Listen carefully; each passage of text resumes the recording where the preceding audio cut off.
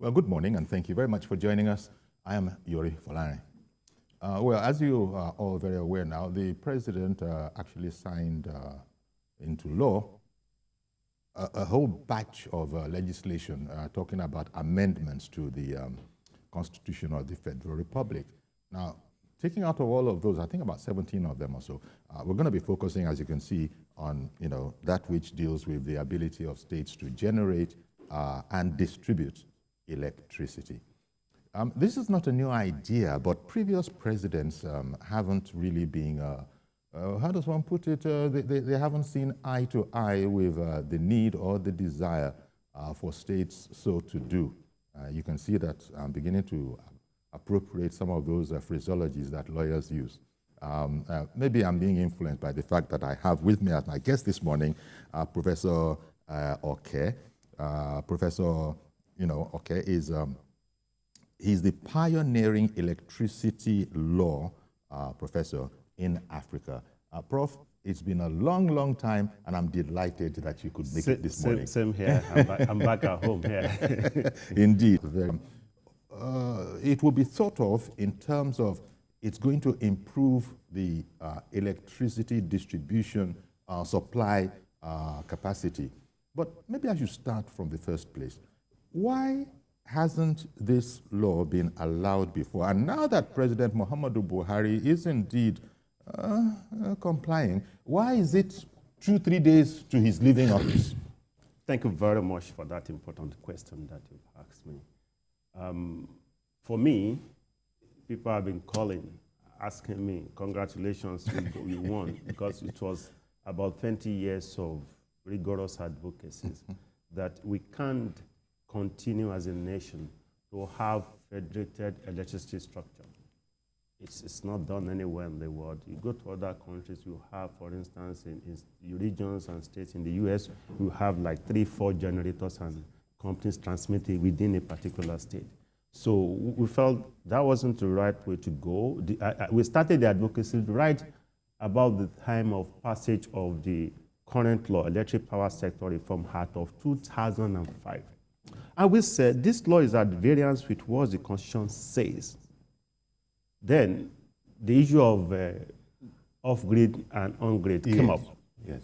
And I've said, well, in the interim, we will explore avenues created in the law. If you look at the second schedule, that is item 14, that allows states to generate, transmit, and distribute in respect of areas not covered by the national grid. And that became a legal question. What is an area covered by a national grid? Is it merely because you have transmission line passing through your corridors or your neighborhood, then if you are not connected to the national grid, you're already covered? And I said, no, I'm not fed from the national grid, so I'm not on national grid.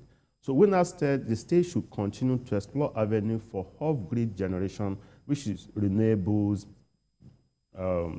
embedded generation, captive generation, all other options, aside from grid-based generation. Okay. And then, because the law then also allows states to set up institutions like Lagos State Electricity Regulatory Commission, Kaduna State Electricity Regulatory Commission, Ogun State Electricity Regulatory Commission, we said they should exploit. What led to that was the Aaron thing. I was going to mention that word, and that was in Lagos State. And you were, Prof, you were involved with that in Lagos State, were you not? Yes, I was involved. I was involved as a young lawyer, and then incidentally, the law firm that I worked for then as a young lawyer was the one leading or advising the Lagos State government. And incidentally, we worked with the current vice president, Professor Shibajo. Enthusiastic move, knowledge-based engagement, honestly, and I'm saying all Nigerians are hearing me, Aaron ought ordinarily to have worked. What killed it was this kind of federal might. And it's not done anywhere in the world. And I said, okay, now that... When you say federal might, that the federal authorities at the time simply didn't agree with it, simply wanted to have the monopoly. Because the monopolistic approach to infrastructure intervention will not work anywhere. You are saying federal rules. So we have federal rules here. If the federal rules are bad, federal government has no money or fund or time or has not been able to attend to federal rules. But when you apply the rules, you don't know whether it's federal or state, but it's located within states. So we call for synergies. It doesn't matter whether it's federal road or state road. All Nigerians want is a good road that they can fly. The same thing with the power sector. And that takes me also to the metro line that the late Jakonde did in Lagos. That was killed because of the same federal might. We're not going back to it. Then the power sector thing was killed because of federal arrogance. It's needless. And I said, okay, now we've been talking that this law is wrong, is wrongly positioned, and it's going to undermine development of Nigeria. And it's taking us consistent advocacy in the media, writing, publishing, teaching, conferencing from 2005 when we started this journey, which I led, until recent signing of it. I've written several books and articles on it. And I said, most Nigerian government now allow Nigerians to suffer and be in darkness for 20 years, haven't had benefit of these ideas. Now they're implementing it at the twilight of his administration as a parting gift. To me, in as much as people may say, oh, Yemi, yes, I have one theory, my baby theory called decentralized energy options. It's DEOPS. It's been used in several countries. And there is DEOPS idea that give rise to this decentralized energy option, and the need for federal government to decentralize things. They say, yes, your DEOPS, you have won. I have not won. It's one victory coming too late. I've been suffered for 20 years, almost 20 years. But then we started. We need to get it right. There are a lot of challenges. There are several things that perhaps the incoming administration will need to specifically divert its attention to in the power sector. This decentralized thing is just one of the several challenges that we need to fix before we can even start to get it right. For instance, even now that we have on paper though, the fact that state now can generate, transmit, and distribute in respect of areas covered by a national grid. Nigerians will not ask federal government the question now. They're going to put states to task. Meaning, now, the law is that states can generate, transmit, and distribute electricity in respect of areas not covered by a national grid. That is one. Two, with the new amendment, states have powers to generate, transmit, and distribute electricity, also in respect of areas covered by a national grid. Okay. So the implication is that the states are now institutionally challenged. They have serious institutional challenge on them. Be it on-grid or off-grid, you look forward and look up to your state to give you electricity. And the challenge is if state A is able to get it right and is able to give 24-hour access to electricity, and state B is in darkness. Which I think, Prof, might have, and this is purely my own guesswork, might have been the reason the Obasanjo administration, for instance, maybe that was what he was thinking about parity, that he frustrated that whole Enron thing. I was just wondering, maybe he just wanted us to have a sort of parity, let one state not feel too bad if it is not as diligent or efficient or as the other states that are giving their citizens 24 hours electricity. The global trend is such that artificial national and international boundaries are collapsing naturally. If your state is not habitable, if your state is not safe, people will aggregate in the direction of a safe, that's right, and decent state. Yes, right. That's why you have influx, massive influx in Lagos. That's right. If Lagos is not good, people look to the borders. They start to go to Canada and US and the UK. Nobody can stop it. Some will get their visas legally. Some will go via the seas. Some will go illegally. Some will go and claim refugee. People will move out of areas. So if Lagos, Ogun, Kaduna, those states, if they're able to make things work, you see people leaving Lagos to go and stay in Kaduna, and they will pay their taxes, they will work there, they will add value to the economy, they're going to build their properties there, they're going to develop the economy. It doesn't make sense to stay in a place where you don't have things that will make life meaningful to you.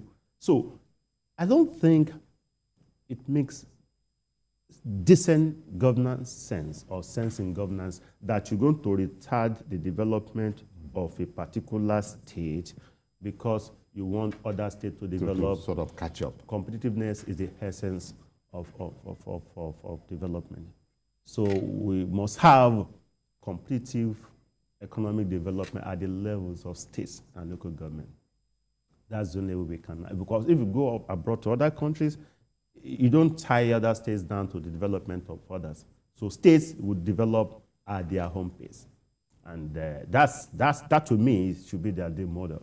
Indeed. Now, the next question for the ordinary person, meaning the non-experts, to want to ask is, now that this has been done, it's been signed into law, how soon can they expect a practical effect from the law? Are we talking about years or decades? The answer is yes. I'll be honest in saying it may take years or it may take decades. Legal provisions, enacting laws, signing into law constitutional amendment would not ordinarily translate into economic prosperity or social progress in any country. So you need to put life, meaning, and purpose to the law to have meaningful impact on the masses. The challenge: we can sign the law or amendment. We still need to look at the existing structure in the power sector, largely dominated by the federal government. NERC, the Nigerian Electricity Regulatory Commission, to me is unconstitutional because you can't regulate things that are not even within your purview. The idea of rural electrification, a rural electrification fund, to me, doesn't make sense. Rural electrification. It connotes what it means, rural electrification.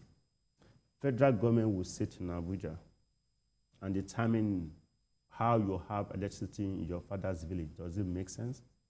Which structure of governance or government is closest to the rural people? It's not the local government and state government. Right. Why would federal government now over-centralize something as significant as rural development that could have been considered by way of concession to states?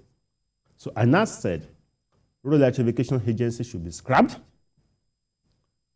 The money in the purse of rural electrification agency should be given, which is a rural electrification fund, should be given to states. For instance, we have 377 local governments in 377 local governments. Is it 374 local governments in Nigeria? Just assume that a local government is able to generate 1 megawatt per year. Multiply that by the number of local government for 4 years of an administration. That will have doubled our existing megawatts in the country. Another point, there's no way we will not need to go through another round of reacquisition and refinancing. The entities that are currently running the show, they have no power. They have no knowledge. They have no money to run it. It was in your studio then that I first mentioned the fact that we were at the risk of massive insolvency, both in the power sector and the banking sector. I didn't mention names. I speculated that at least 5 banks will go down under heavy burdens in the power sector. 4 went, because they were easily exposed to power sector in terms of lending. Some even exceeded their single obligor limit, meaning this is the maximum you can lend to an individual for a particular purpose. Some just felt it was going to be like an El Dorado, like we have in the telecom sector. So they give money. So when they privatized, we expected money to come in. Money did not come in. They approached Nigerian banks, mop up money in the Nigerian banking sector to acquire those assets. We call that acquisition financing. Just buy the entity, put in your pocket. The money to advance the infrastructure, money to take it to the next level, The technology to take it to the next level, they couldn't afford it. That has to be built. Then the Nigerian banks started having issues. 3 banks kept under that burden, actually got distressed, and they were under AMCON. One moment, Prof. Please, just hold your thought where it is so that I could come back and resume. Ada in Jos has been waiting to join this program. Good morning. Good morning. Good morning. Good morning to you, Professor Yemi, okay? Thank you, Ada. Thank God for answered prayers, you know? I've been one of those who have been talking about this decentralization of electricity generation in Nigeria. I'm so happy that Prof was part of it and he has been heading it, and now he said, taking 20 years. Why should he come like this? Then, Mr. Yoda, I heard you ask one question. Why did he take the time, very now as the green light of his going away? You know why? He knows that a Tinubu-led administration will do all these things, and he will take credit, even though they are from the same party. So is it not better for him to take the credit? Let me leave it at that. Okay, now, what I want to say here is that there should be a kind of harmonization, that is a collaboration for this to take, the policies to be implemented with ease. States should begin to look inwards for the resources they have that will enable them to generate electricity for their respective states. It will give room for competition. This is part of the restructuring we'll be talking about, as I earlier mentioned, and it's long overdue. But I thank God it is coming to fruition now. How can we, let us practice fiscal federalism. I've said it that it will be difficult for anybody to fix Nigeria with what we are practicing. Census is on the corner now. Why are people going to inflate the number of their population? It's because we're not practicing fiscal federalism. If we practice fiscal federalism, where every state now, develop at their own pace, state tax the center, nobody will be interested in wanting to have 100 local governments. Because, it's up to you to have how many you want to have. Nobody's going to give you responsibility based on the number. So that's what we should try and do. Let's not give up on this country. Let's not give up on Nigeria. Well, all right, thank you very much for calling in. Interesting take. Yes. Look, there's no how the incoming Tinubu administration will not be looking seriously at that side. No how. 2 ways. One, let me just key into Ada's thought. Go back to my thought and go back to the next administration. So Ada made a lot of sense. He said states should develop at their home pace. There's no point tying the hands of one state for the others to catch up. We know we have something in the law that talks of federal character. Some of us call it federal bad character because we don't need to retard anybody's progress. So fiscal federalism is such that will enable states to develop at its own pace, including putting infrastructure in place, and think that will naturally happen. So coming back to the issue of insolvency in the power sector, the challenges. Banks got into trouble, solvent technically. Do you know why? The money they borrowed was a dollarized lending. They borrowed dollars at 160 to 166 per dollar. They invested in Nigeria, and the bills they're going to give you and I will be in Naira. Naira is so depreciated now. So for every dollar they raised, they will need some 700 or thereabout Naira. So to do that, they will need to keep adjusting electricity tariffs. And that will be difficult and dangerous because it gets to a level when generating by diesel and petrol will be cheaper than going through the discos. So they are struggling. Indeed. Let me take another caller, and I also had on my mind this whole matter of solar that is becoming very popular in the West now. I was going to ask you about that. Good morning, Mr. George. Thank you for holding on. Good morning, Uncle Yeri, and good morning to the Prof. Yes. Thank you. Uncle Yeri, until a man discovers that he has no other option than to struggle and get something, he doesn't know the extent of the strength available to him. I've heard people talking about parity, that some states will not be able to cope. How do you know? They are able to cope with the allocation they go to Abuja to take. Why won't they be able to cope with digging into their own state affairs and find ways to raise money and do things? There's no state in this country that is not richly endowed in terms of nature. It is for us to tap into it and we will let those who can start it start. Others will follow as time comes on. But I want to say this. The president, what he's signing, the bills he's signing, there are about 19 of them that he did not sign. I don't know why. All those are aimed at the kind of power that people have been talking about. I expected him to also sign that to the police. Let security be devolved to the state. Let there be, the state, a governor should have control of the police around him, at least to take care of the internal security affairs of that state. If it means existing side by side with the federal police, fine. When the need arises, the federal police can intervene. But when a thief comes to somebody's house in a locality and you have to go and contact federal police, it makes rubbish of the local system in that state.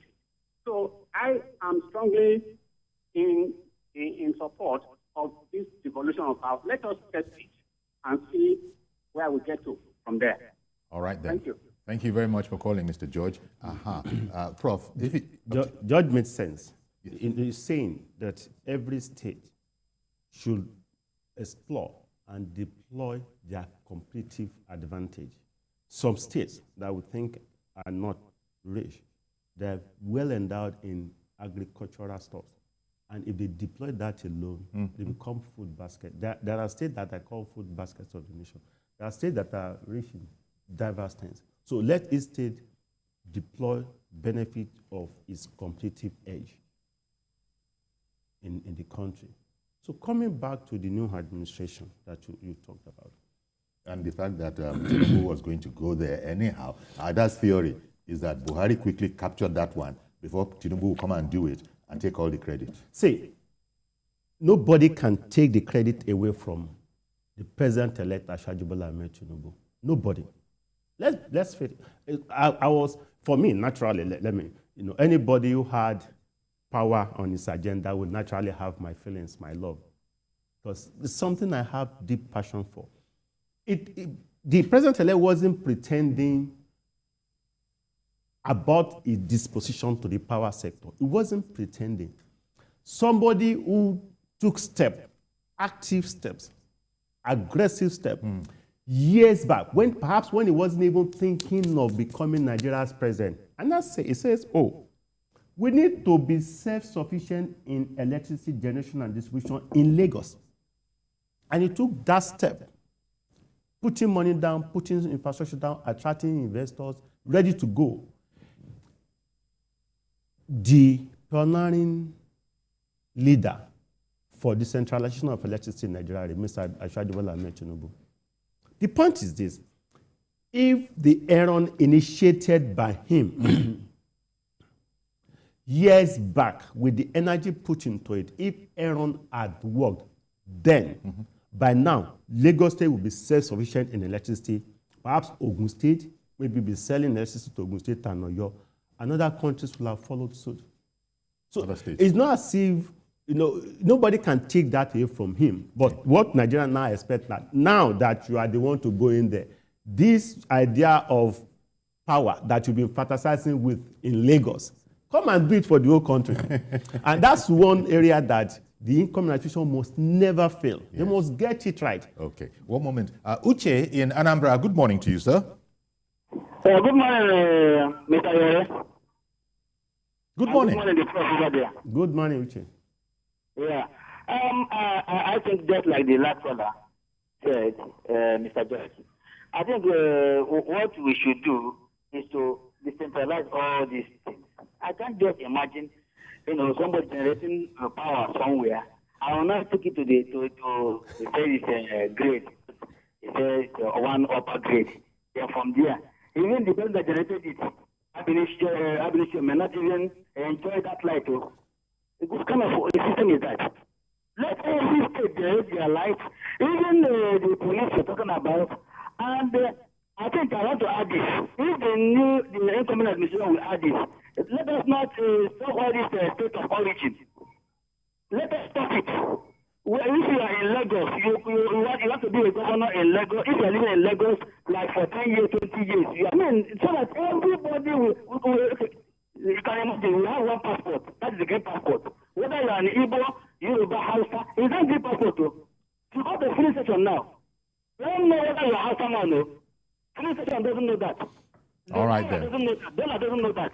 So Right. let us stop all these shenanigans and let us, live as one Nigeria.